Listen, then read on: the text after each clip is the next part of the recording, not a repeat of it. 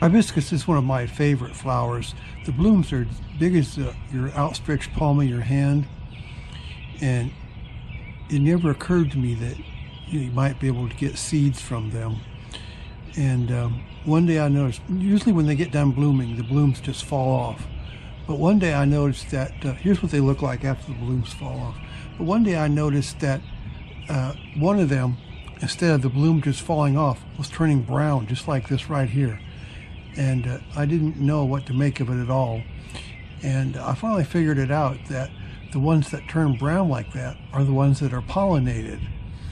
And after looking this up, these are actually pollinated by the birds, maybe hummingbirds, or what was one of the things that was mentioned. And so the ones that are brown like this are making seeds, and they have been pollinated and they're making seeds. And you can save the seeds like this. I'm just cutting off right here the blooms that turn brown, the ones that look like this, and I just put them in a plastic bag.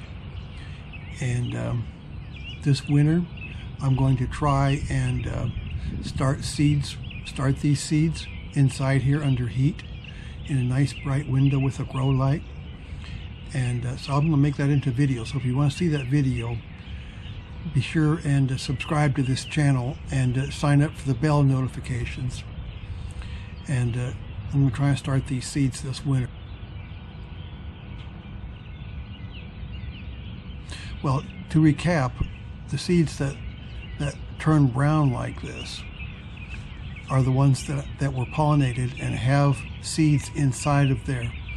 So just get some scissors or sharp pruning shears or something, cut off those brown seed pods, and save them until winter. And then I'm going to try and start these seeds.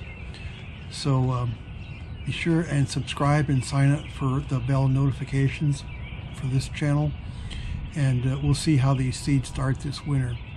I will put them under heat on a heat mat, and in a nice sunny window with a grow light, and we'll see how these do.